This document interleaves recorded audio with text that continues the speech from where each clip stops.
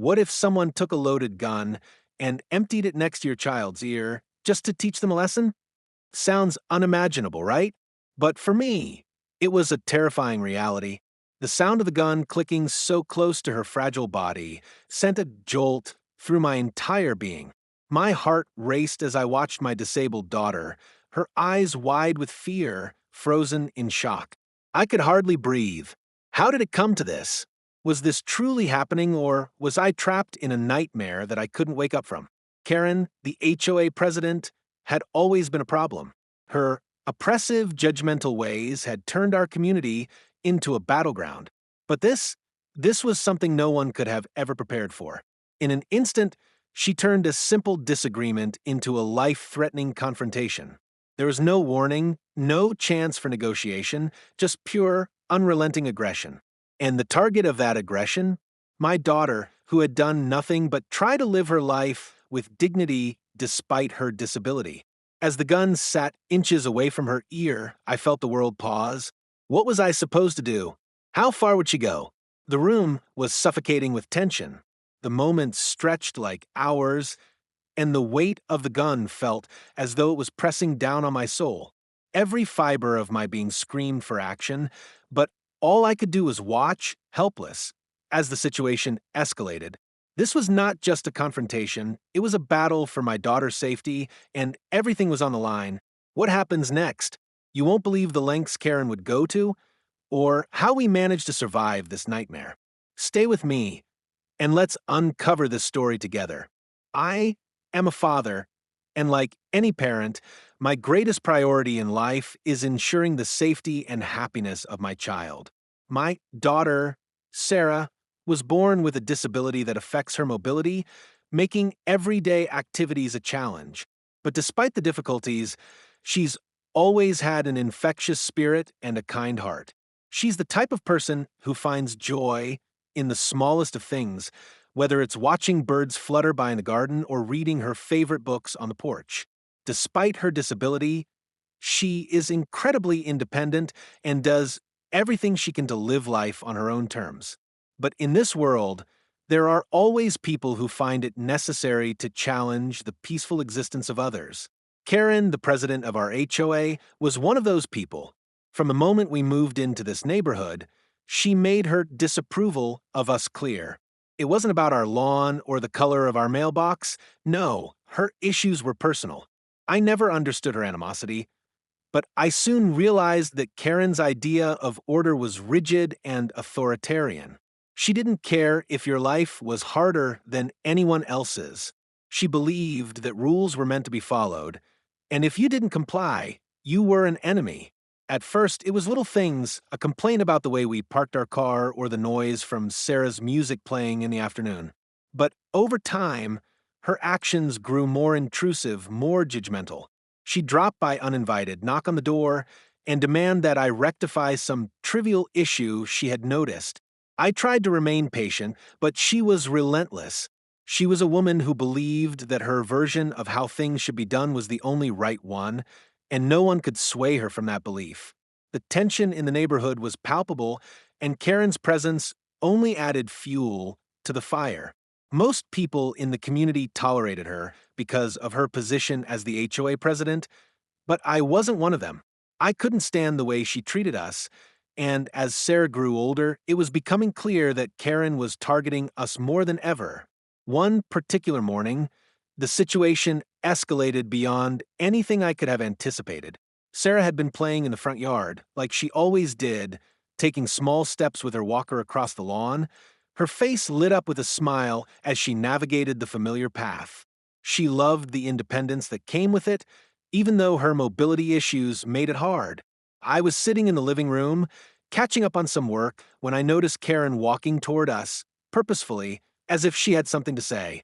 Her expression was stern, but I brushed it off, thinking she was going to make another complaint. What I didn't know was that today was different. Karen had a mission, and nothing was going to stand in her way. She marched right up to me and began demanding that we fix an issue with the fencing on our property, claiming that it was not aligned properly with her vision of community standards. I tried to remain calm, explaining that it wasn't a big deal, that it didn't affect anyone. But she wasn't interested in negotiation. She wasn't interested in a reasonable discussion. This was about power, hers. Her demands grew more ridiculous by the minute, and before I knew it, she was raising her voice. Sarah, still outside, must have heard the commotion. She turned to look in our direction, not understanding the full scale of what was unfolding. I could see the look in her eyes, a mix of confusion and worry. This was no longer about a property issue, this was personal. Karen's obsession with making everyone conform to her vision had reached its breaking point.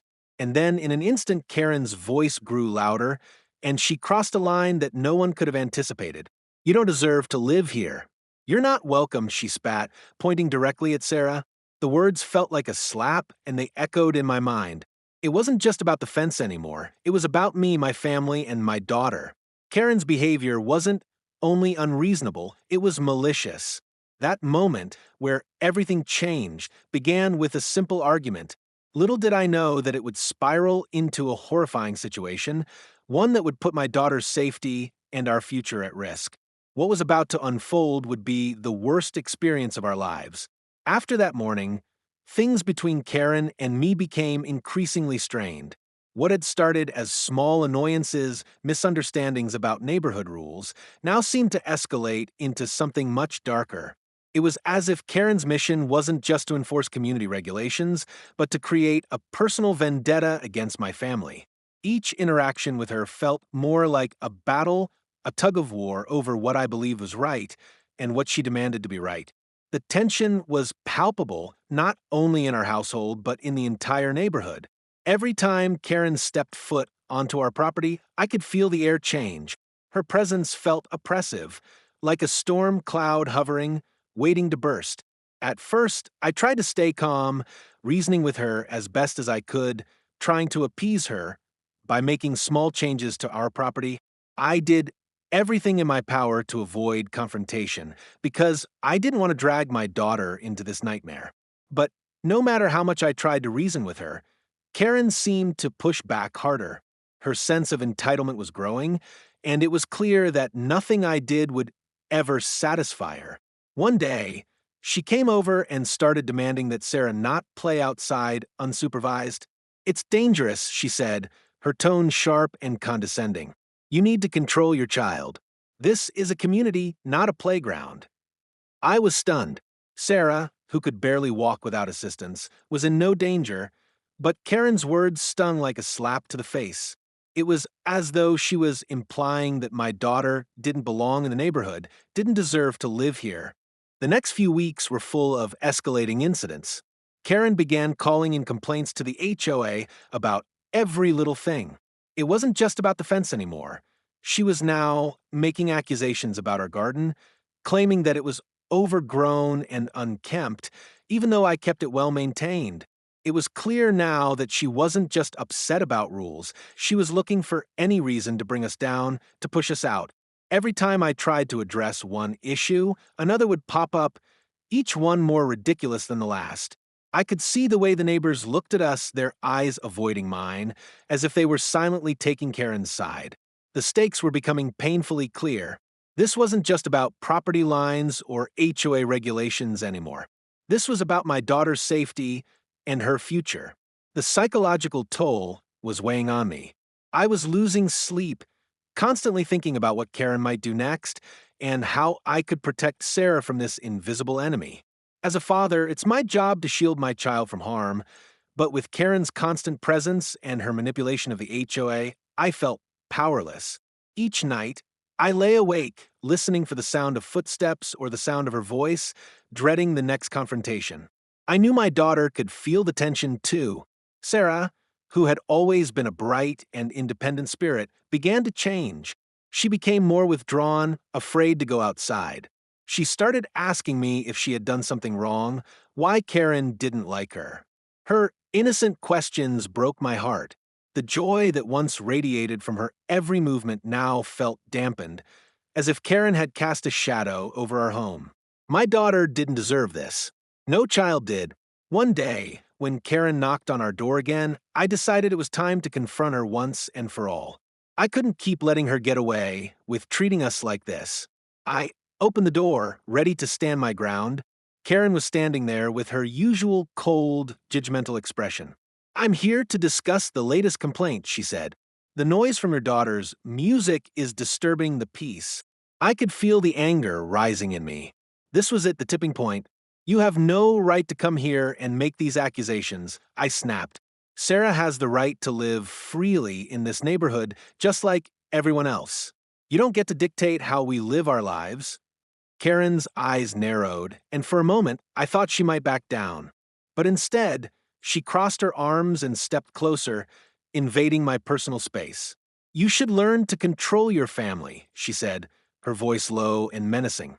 "I'm not going to let your kind ruin this community. You'll see. I'll make sure of it." Her words sent a chill down my spine, and I could feel my heart pounding in my chest. I knew then that things were about to get much worse.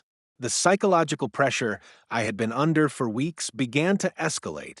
I couldn't shake the feeling that Karen was watching us, waiting for the perfect moment to strike. My every move felt scrutinized, every word I spoke under a microscope.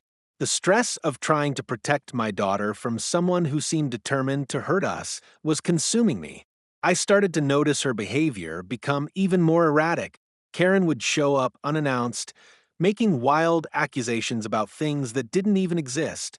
Once, she claimed that our mailbox was inappropriate because it wasn't the right shade of white. I laughed it off, but deep down, I knew this was just the beginning. She wasn't stopping, and neither was the emotional toll it was taking on me. Each day, I could feel the weight of the stress creeping into my every thought, every decision. Then, one afternoon, the unthinkable happened. Karen, who had never once stepped onto our property uninvited, showed up at my door again. But this time, she was accompanied by two officers from the HOA, armed with a demand letter. She was accusing us of violating multiple neighborhood guidelines and threatened to take legal action unless we complied. The tone of the letter was harsh, threatening us with fines and possibly even eviction. That was when I knew that Karen's vendetta had turned into something much more dangerous.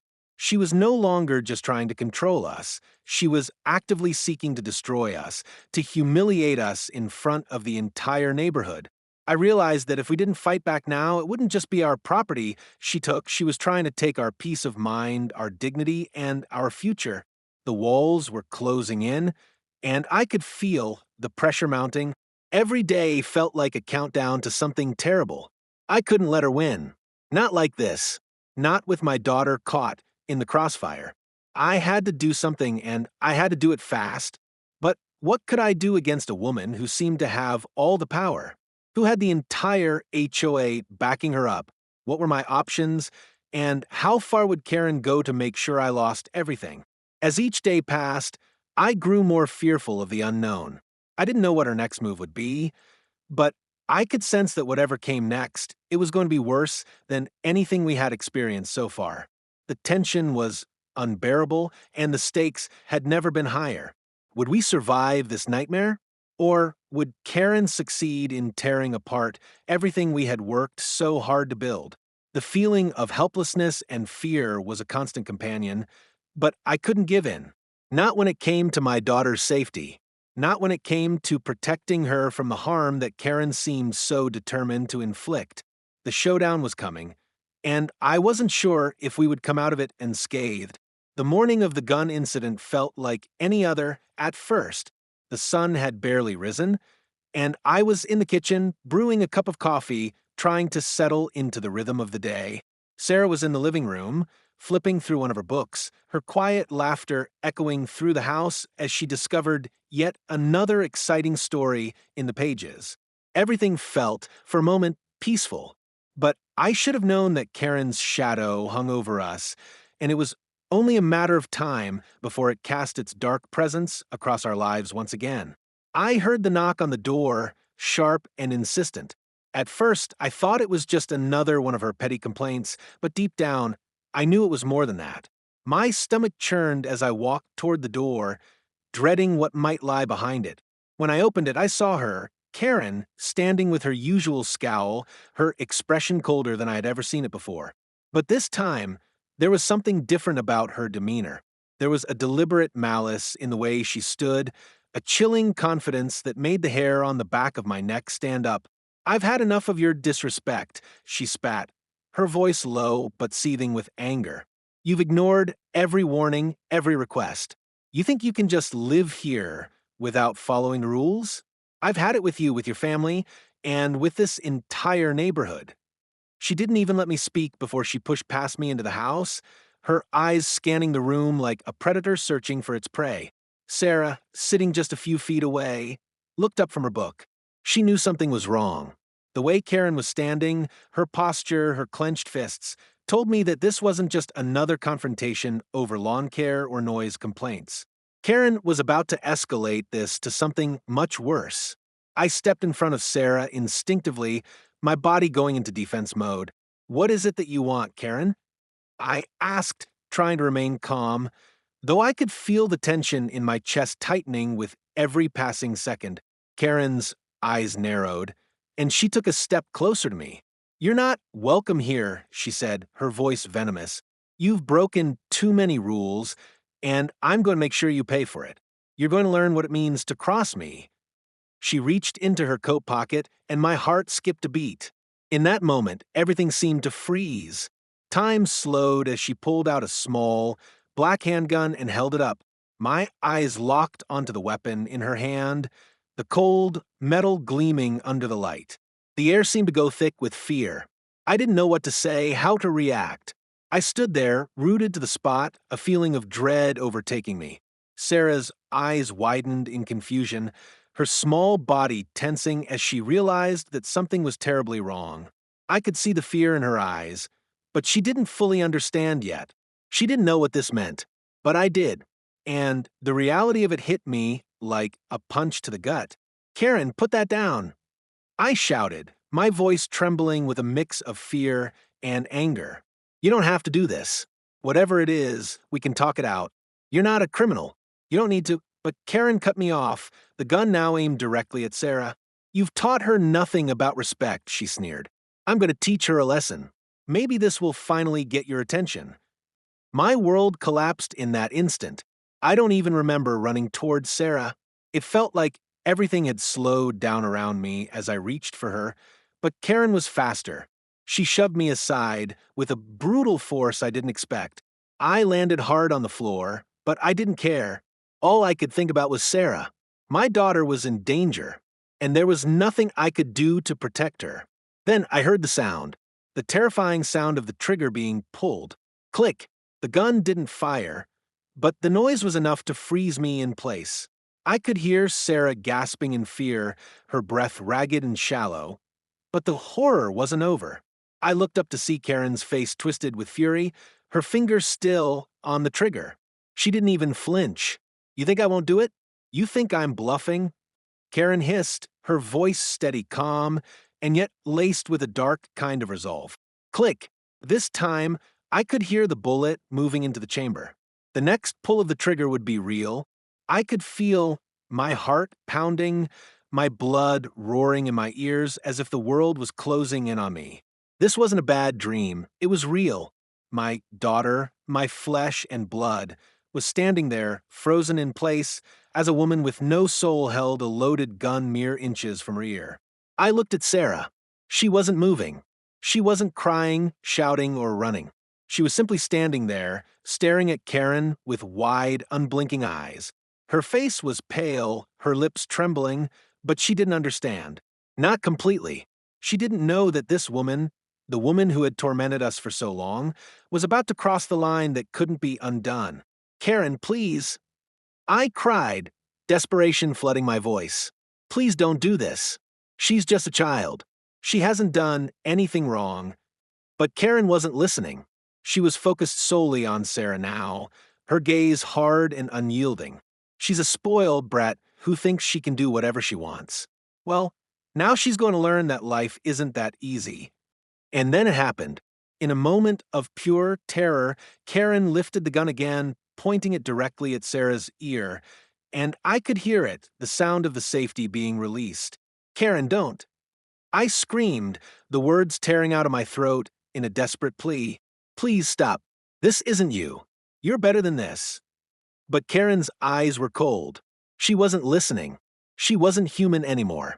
She had crossed a line I never imagined anyone would ever cross, and now I had no control. My only thought was that I needed to protect Sarah somehow, anything to keep her safe from the nightmare that was unfolding before me.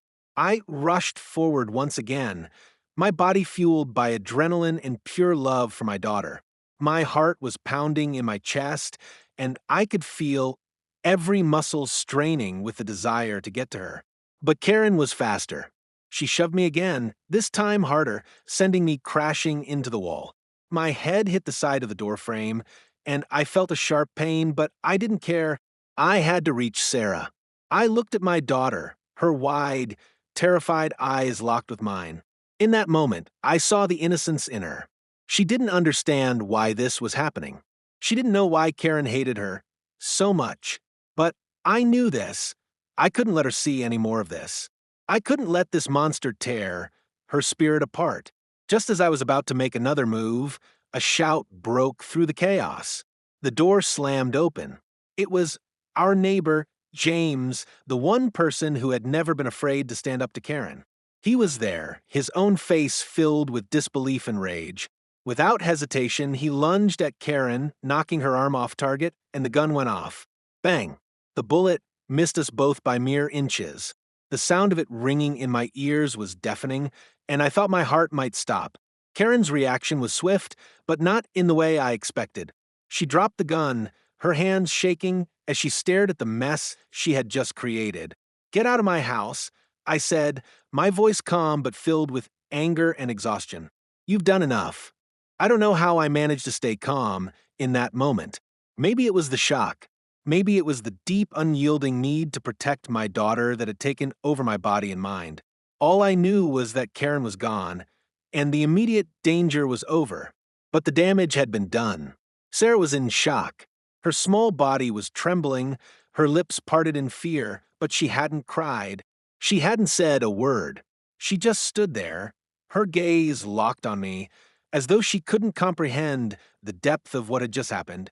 My heart shattered. How could I explain this to her? How could I make her feel safe again? I walked slowly toward her, my hands outstretched. "Sarah, baby, it's okay. It's over now. You're safe." But all she could do was nod, her eyes still wide with fear.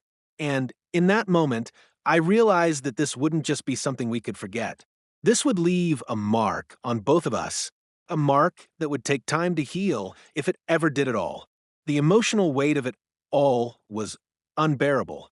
I felt an overwhelming mixture of relief and fear, but more than anything, I felt furious. Furious at Karen. Furious at myself for not being able to prevent this. Furious at the world for allowing this kind of cruelty to exist. But in the end, what mattered most was that Sarah was still alive, still standing, still with me. And no matter what Karen did to us, we would survive. Together. The aftermath of the gun incident felt like stepping out of a nightmare into an uncertain reality. The world was still spinning around me, but in the quiet that followed the chaos, I realized how much had changed in an instant.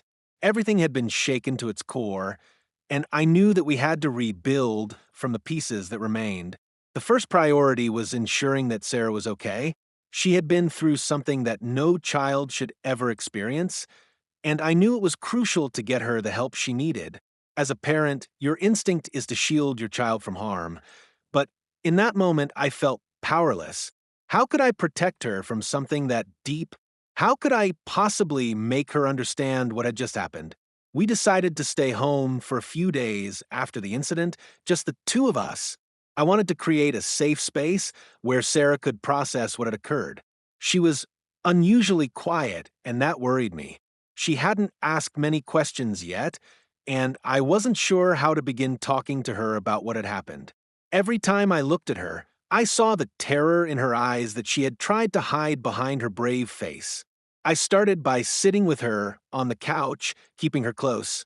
"Sarah," I said softly, "I know that what happened was really scary, but I want you to know something. You're safe now. We're safe." She didn't respond right away. Instead, She nestled her head against me, her small body trembling slightly. She had always been strong, but I could feel the cracks in her facade. This wasn't something that could just be brushed off. We don't have to talk about it. If you're not ready, I continued, rubbing her back gently. But I want you to know I'm here for you always. Whenever you're ready to talk, we can. Over the next few days, Sarah slowly began to open up. She asked me questions about why Karen had done what she did, and my heart broke each time I had to explain that some people just don't have empathy. I wanted to shield her from the ugliness of the world, but I knew that in order for her to heal, we had to confront the truth together. I also decided to take action immediately to ensure her physical safety. The feeling of helplessness I had experienced during the incident was something I never wanted to go through again.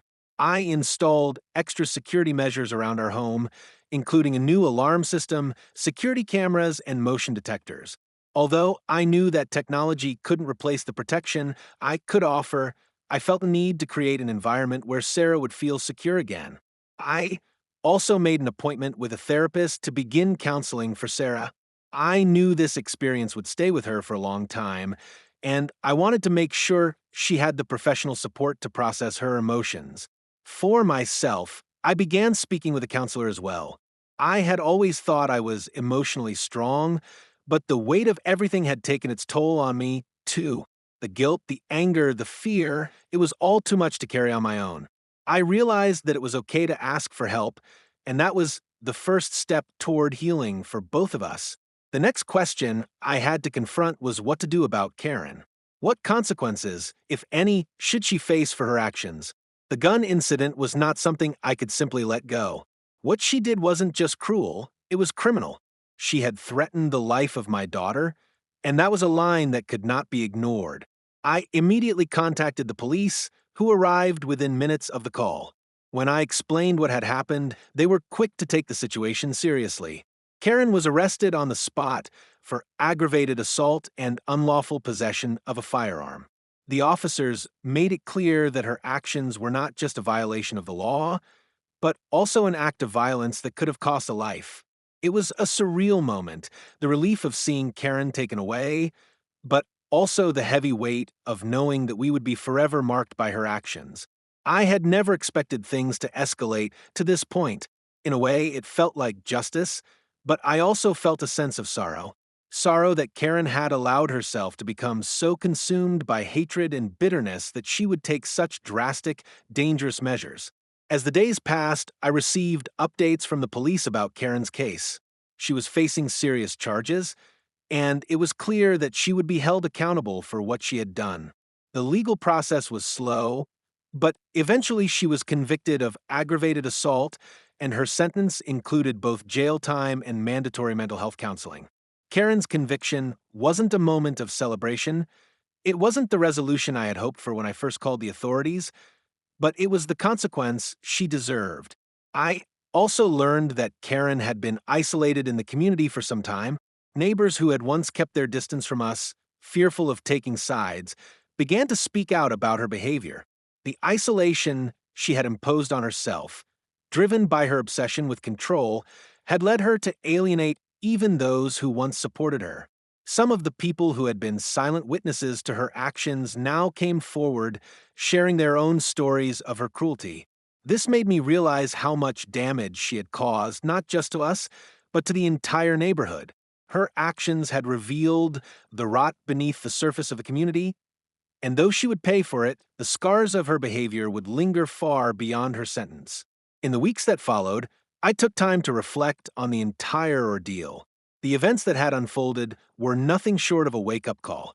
They forced me to examine not just my own role as a parent, but also the role of the community and society as a whole in allowing such behavior to persist.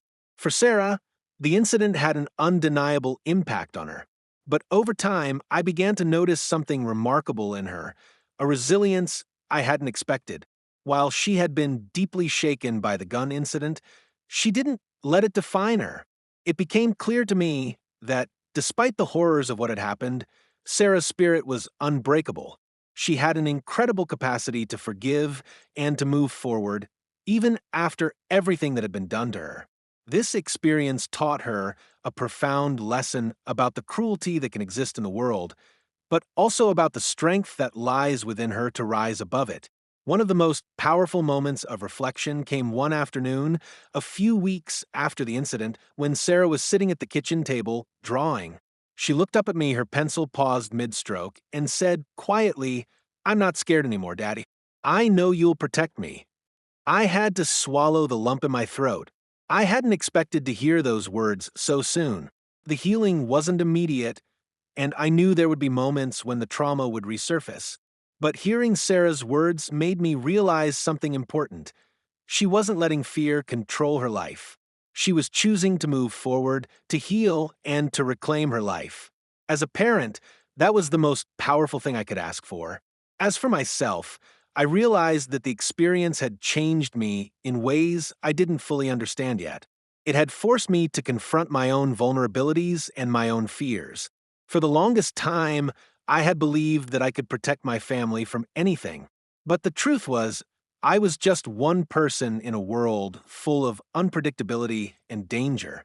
What mattered wasn't how much control I had over the world, but how I responded to the challenges that came our way. I had always prided myself on being strong, but this experience taught me that true strength comes from asking for help when you need it, from leaning on the people who love you, and from knowing that healing takes time. It also reminded me that my daughter needed more than just a protector.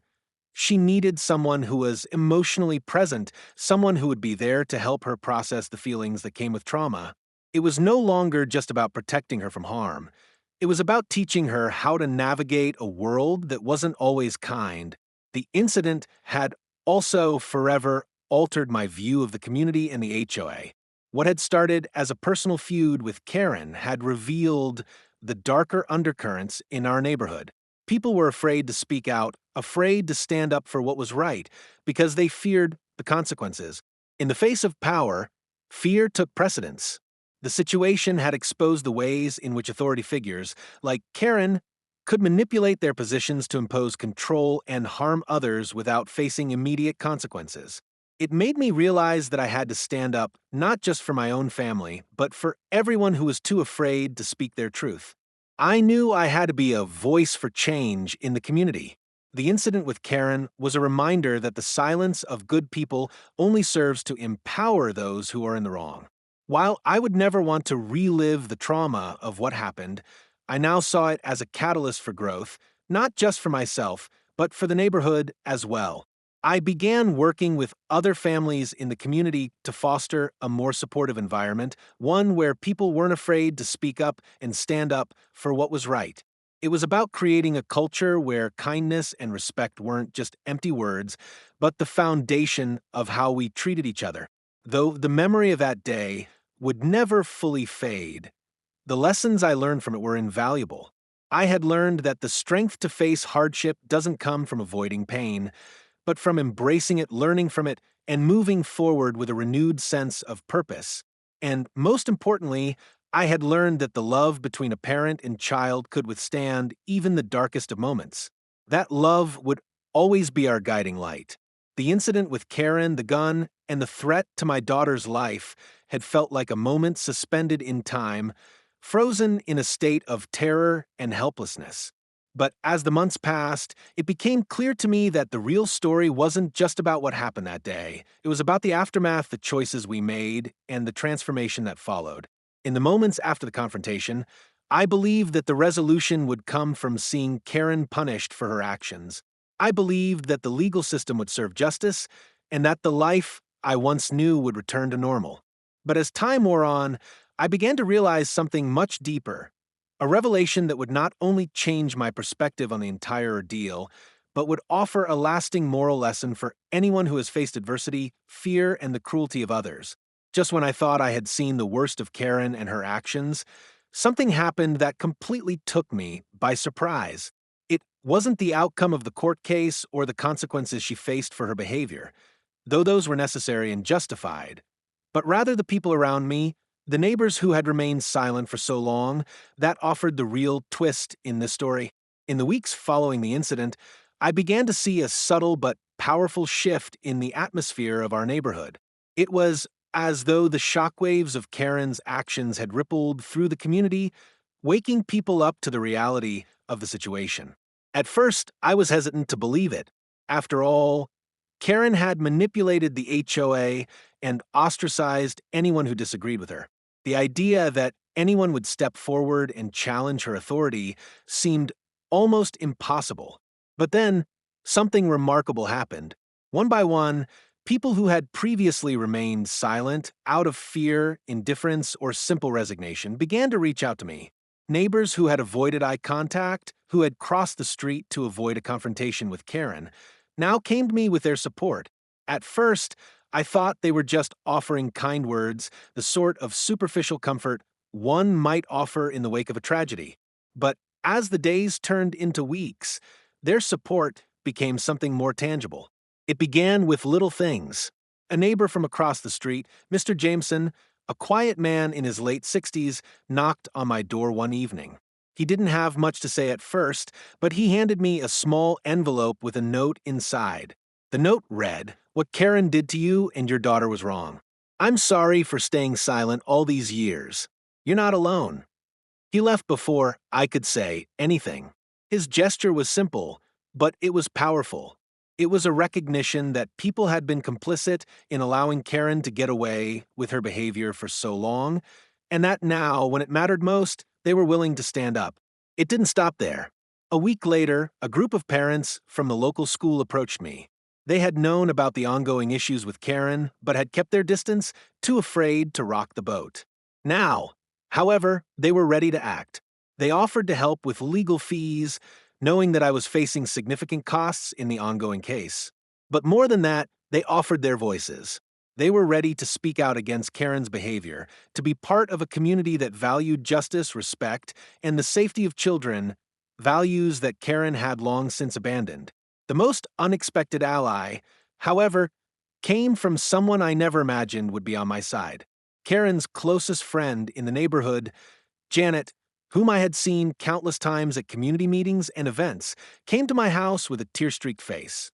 She apologized profusely for her role in enabling Karen's behavior, admitting that she had known about the threats but had been too afraid to confront Karen.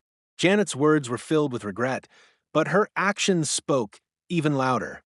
She offered to help me with the ongoing legal proceedings, providing her testimony about Karen's manipulative tactics and her history of escalating violence. What struck me most about all of this was the timing. It wasn't that these people suddenly grew a conscience after the gun incident, it was that they had been waiting for someone to take the first step. For years, they had seen Karen's cruelty, but they didn't know how to confront it, or perhaps they were afraid to lose their standing in the community. It took a single act of violence, a moment of extreme danger, to shake the entire neighborhood awake. In that moment, it became clear that the real power in this situation wasn't just in the hands of the law or the authorities, it was in the collective voices of the community. When people choose to stand together, when they choose to put aside their fear and do what is right, they can shift the balance of power in ways that no individual ever could. As I reflected on this unexpected twist, I realized something incredibly profound.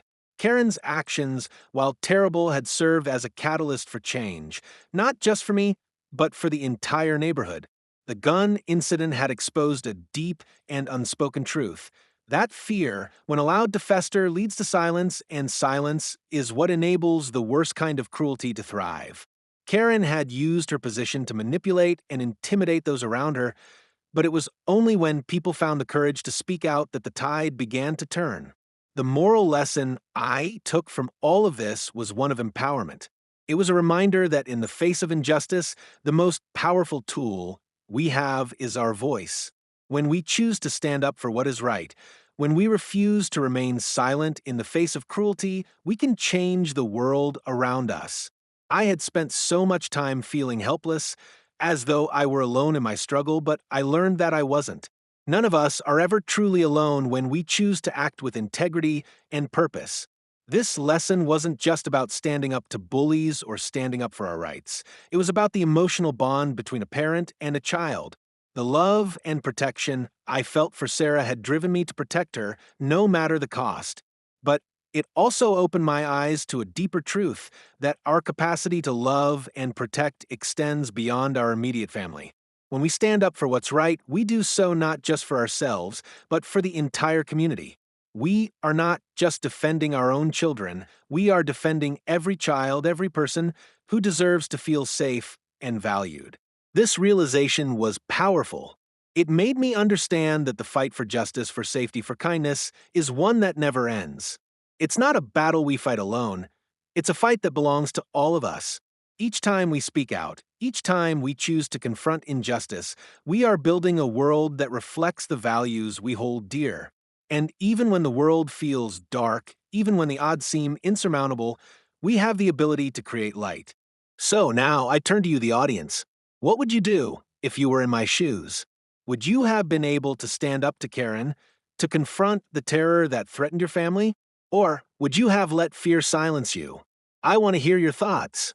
Share your stories of standing up to injustice, of finding courage in the face of fear, and of building a community that values empathy and respect. Comment below with your thoughts, share this video with those who need to hear it, and don't forget to subscribe for more real-life stories that inspire change. Because the truth is, we all have the power to make a difference. Every voice matters, every act of kindness ripples out and creates a wave of change. Together, we can build a world where safety, love, and respect aren't just ideals, they're realities. Thank you for being part of this journey with me. And remember, never let fear hold you back from speaking your truth. Your voice is the most powerful tool you have.